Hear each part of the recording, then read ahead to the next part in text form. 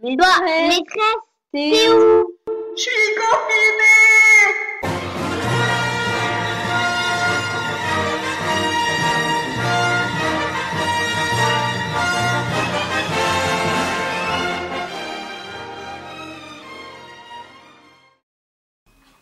Allez, c'est parti pour le tuto sur les clés.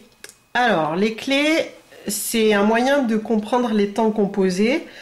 C'est avec le livre du roi être et du roi avoir, Hugo et les rois être et le roi avoir. Ça permet de mieux comprendre les temps composés et comment est-ce qu'on fait pour accorder les participes passés. Alors, juste, je vous ai mis la dictée de jeudi. J'ai repris la dictée que vous avez faite jeudi et je vais essayer de vous rappeler. Alors la clé 1, normalement tout le monde l'a eu, donc ça devrait être bon, mais je vais quand même la rappeler. Et après on va faire la clé 2 et la clé 3. Alors la première chose dans chaque phrase, c'est qu'il faut déjà trouver le verbe. Ça on le fait depuis le mois de septembre. On met la phrase au passé, au présent, au futur. Le seul mot qui change, c'est le verbe. Au début de l'été, la mer sera déchaînée. Au début de l'été, la mer est déchaînée. On a trouvé le mot qui change, c'est l'auxiliaire. Et comme on est dans les temps composés et que le deuxième mot se termine par « et », on sait que c'est le participe passé. Il se termine soit par « et », soit par « i », soit par « u ». Ensuite, on doit se poser une question.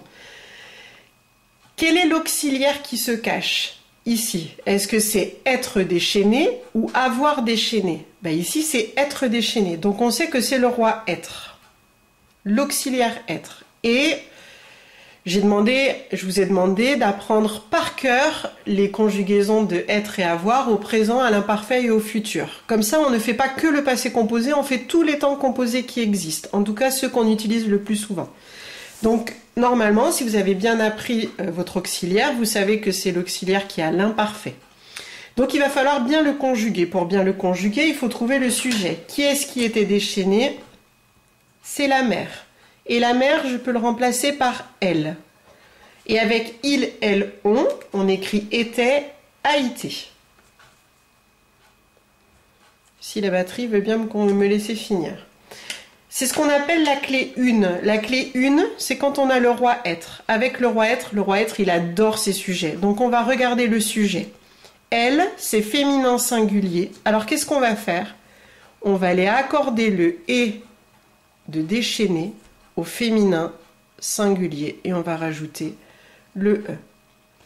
Et là, mon verbe est juste. Avec le roi être, on regarde toujours le sujet.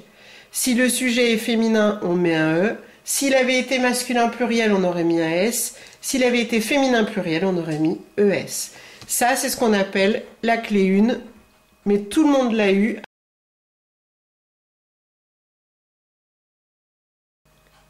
Voilà, donc quand on a réussi la clé 1, on a la suite de l'histoire. Et la suite de l'histoire, c'est la clé 2. Il faut essayer d'avoir sa clé numéro 2.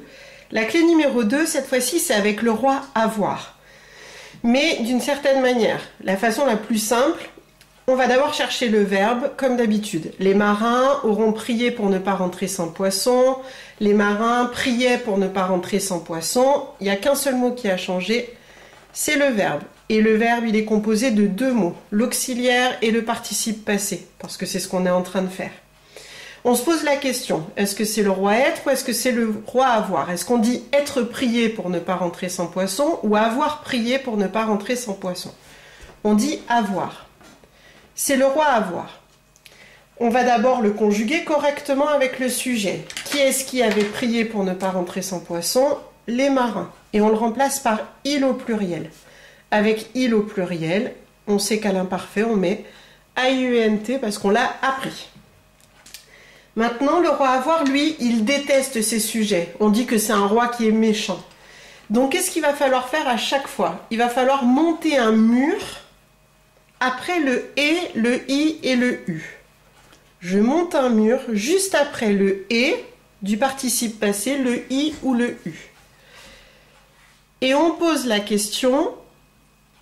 Qui, quoi? On choisit. Ça peut être qui ou ça peut être quoi? Ça dépend du sens de la phrase. Les marins avaient prié qui? Il n'y a pas de réponse. On aurait pu dire les marins avaient prié le dieu de la mer pour ne pas rentrer sans poisson. Et là, il n'y a pas de réponse à la question les marins avaient prié qui? Si je pose la question, les marins avaient prié quoi? Ben, il n'y a pas de réponse non plus. S'il n'y a pas de réponse, regardez ce que fait le petit personnage, qui s'appelle Hugo dans l'histoire. Il pose la question qui quoi, et il passe par-dessus le mur pour voir s'il y a une réponse. Il n'y en a pas, donc il va continuer son chemin sans toucher le et, le i et le u. Il saute par-dessus et il ne revient pas en arrière, il n'y a pas de réponse. Quand il n'y a pas de réponse, on ne touche à rien. Attention, on ne pose la question qui quoi que lorsqu'on a avoir, jamais avec être. J'ai vu que vous aviez fait ça dans la semaine avec vos dictées. On ne pose jamais la question qui quoi avec être. Jamais. On va faire la deuxième phrase. Ils avaient jeté les filets de pêche loin du rivage. On va commencer par celle-là. Ils jetteront les filets de pêche loin du rivage. Ils auront jeté les filets de pêche loin du rivage. On a trouvé le verbe. Le seul mot qui change. Il est composé de deux mots, un auxiliaire et un participe passé qui se termine en « et ». Ça aurait pu se terminer en « i » ou en « u ». Alors, on va poser la question, est-ce qu'on dit avoir jeté les filets de pêche ou être jeté les filets de pêche? On dit avoir. Donc on sait que c'est le roi avoir. On va d'abord le conjuguer correctement. Qui est-ce qui avait jeté les filets de pêche? C'est il au pluriel, donc à l'imparfait, A-I-E-N-T. Ça, on est obligé de le faire, c'est la conjugaison. Maintenant, on va s'occuper de notre « et », là, du participe passé. On monte un mur parce que c'est avoir. Et on pose la question qui ou quoi? Ils avaient jeté quoi? Là, on a une réponse. Les filets de pêche. Et cette réponse, on l'appelle le COD. Le complément d'objet direct. Il est direct après le participe passé. Il n'y a pas de mot qui sépare de la question. Ils avaient jeté quoi? Les filets de pêche. C'est le COD. Regardez notre petit bonhomme Hugo. Il va aller voir de l'autre côté du mur où se trouve la réponse. Elle est de l'autre côté du mur, donc on ne peut pas revenir en arrière. On ne touche pas le et, le i ou le u. On continue son chemin. Ça, c'est ce qu'on appelle dans l'histoire la clé numéro 2. Quand on arrive à faire ça, on a la clé 2.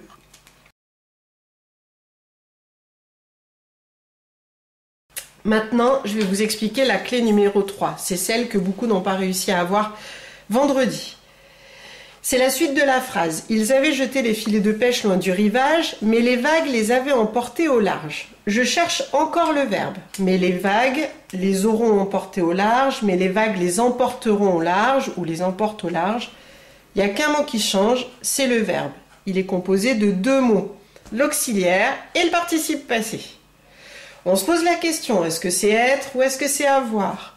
Est-ce qu'on dit avoir emporté au large ou être emporté au large? Là, on les a emportés au large, c'est avoir emporté au large. Et puis de toute façon, il n'y a qu'à regarder le premier mot, l'auxiliaire, il commence par la même lettre. On sait que c'est avoir, avait, à l'imparfait. On va le conjuguer correctement. Qui est-ce qui avait emporté au large? C'est quoi qui avait emporté au large? C'est les vagues, qu'on remplace par elle au pluriel. Avec elle au pluriel, A-I-E-N-T. C'est elles qui ont emporté les filets au large. Et maintenant, on va s'occuper du et, du i ou du u. Alors là, on a le et tout simple, qu'on écrit le plus facilement possible, et accent aigu. On a à voir, donc on va monter le mur. Et attention pour la clé numéro 3. La clé numéro 3, on prend le sujet. Approche-toi bien pour bien qu'on voit. On prend le sujet, le verbe, et on enlève les mots qui sont au milieu. Et on va poser la question qui quoi en ne prenant que le sujet et le verbe. Les vagues avaient emporté quoi? Dans mon histoire, je sais que c'est les filets de pêche. Regardez où ils se trouvent les filets de pêche. Ils se trouvent avant mon verbe, dans la phrase d'avant. Ils avaient jeté les filets de pêche loin du rivage, mais les vagues les avaient emportés. Les vagues avaient emporté quoi? Je sais que dans mon histoire, je parle des filets de pêche. Ma réponse, elle n'est pas de ce côté du mur. Elle n'est pas du tout là. Elle est avant. Et comme elle est avant, je dois chercher où elle se trouve dans ma phrase. Regardez où elle se trouve. Ma réponse. Ici. Les, c'est le pronom qui remplace les filets de pêche. C'était pour pas répéter 2 fois le mot filet de pêche, sinon c'est pas joli. Donc on l'a remplacé par un pronom, les. Mais on sait dans notre histoire que c'est filet de pêche la réponse. Les vagues avaient emporté quoi? Les filets de pêche. Les filets de pêche, c'est quoi? Masculin ou féminin? C'est masculin. C'est singulier ou c'est pluriel, les filets de pêche? C'est pluriel. Alors regardez ce qu'on va mettre à la fin de emporter. On va le laisser au masculin et on va rajouter le pluriel. Lorsqu'on a la clé 3, on monte le mur, on pose la question avec le sujet et le verbe. C'est tout. Les vagues avaient emporté quoi? Ma réponse, elle est avant dans l'histoire. Les filets de pêche. Ça, c'est mon COD, les filets de pêche. C'est masculin pluriel. Donc, je dois accorder mon et, mon i ou mon u avec les filets de pêche. Alors, je vous ai mis un autre exemple. Je viens de noter une phrase au hasard. J'ai vu ma mère hier. Je l'ai rencontrée à la piscine. Quand dans le livre d'Hugo, Le roi être et le roi avoir, il vous demande en fait pendant la dictée d'écrire les participes passés le plus simplement possible, c'est-à-dire U tout simple, I tout simple ou E tout simple. Donc là j'ai écrit le U de j'ai vu tout simple et le E de j'ai rencontré tout simple. Et je vais les souligner parce que comme ça me permet de me souvenir qu'il y a quelque chose à faire avec eux. Allez, je cherche les verbes. Je verrai ma mère demain ou j'avais vu ma mère hier. On a trouvé le verbe, c'est le seul mot qui change quand on met la phrase au passé, au présent et au futur. Est-ce qu'on dit avoir vu ma mère ou être vu ma mère? Avoir. Ok, on a trouvé notre auxiliaire. On le conjugue correctement. Qui est-ce qui est vu ma mère? C'est je. Et avec je au présent, c'est j'ai. AI. J'ai, tu as, il a. Il faut connaître par contre les conjugaisons par cœur. Maintenant, je vais m'occuper du U. Attention, c'est avoir. Je monte le mur. C'est pour ça que je veux que vous fassiez vos dictées sur un cahier et pas sur l'ordinateur, parce qu'au moins vous pouvez monter le mur et vous pouvez souligner en bleu vos réponses. Je pose la question. J'ai vu qui? Réponse, ma mère. Là, il y a une réponse. C'est ce qu'on appelle le COD. Regardez Hugo, il était là quand il a écrit sa dictée. Il pose sa question, j'ai vu qui? Pour voir la réponse, il passe de l'autre côté du mur, on ne touche plus à j'ai vu. J'ai vu restera comme ça, parce que le COD est placé de l'autre côté du mur. Maintenant, on va faire la suite de la phrase, la deuxième phrase. Je l'ai rencontrée à la piscine. Je parle toujours de ma mère. J'ai vu ma mère hier, je l'ai rencontrée à la piscine. On va chercher le verbe. Je l'avais rencontrée à la piscine, je la rencontrerai à la piscine. On peut faire plein de changements. J'ai trouvé le verbe. On se demande, est-ce qu'on dit avoir rencontré à la piscine ou être rencontré à la piscine? On dit avoir. Attention, c'est le roi avoir. Ça veut dire qu'il va falloir forcément que je monte mon mur. Juste après le et. On conjugue correctement le roi avoir. Qui est-ce qui l'est rencontré à la piscine? C'est je. Et avec je, comme tout à l'heure, c'est AI. J'ai, tu as, il a, nous avons, vous avez, ils ont au présent.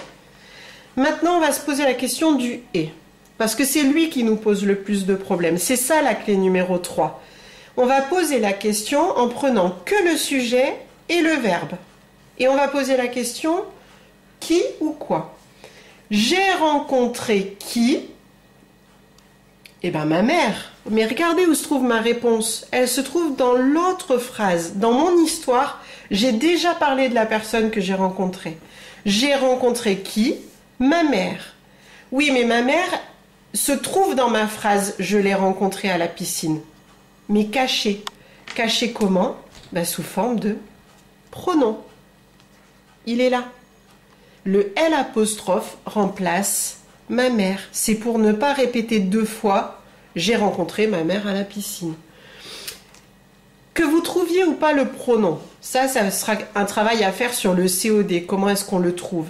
Mais en tout cas, vous n'en avez pas besoin pour arriver à accorder le « et ». J'ai rencontré qui? On sait dans mon histoire que c'est ma mère. Et ma mère, c'est quoi? C'est féminin ou masculin? C'est féminin. Donc je vais mettre le E. Je viens de rajouter le E. Et c'est singulier ou pluriel, ma mère? J'ai qu'une mère, donc c'est singulier. Je le laisse comme ça. Et E. Même si vous ne trouvez pas le pronom qui est dans la phrase, vous pouvez répondre à votre question. J'ai rencontré qui? Ma mère c'est féminin, je mets le E, et c'est singulier, je le laisse comme ça. Ça, c'est la clé 3. La clé 3, c'est lorsque la réponse à la question se trouve... Tu vois là?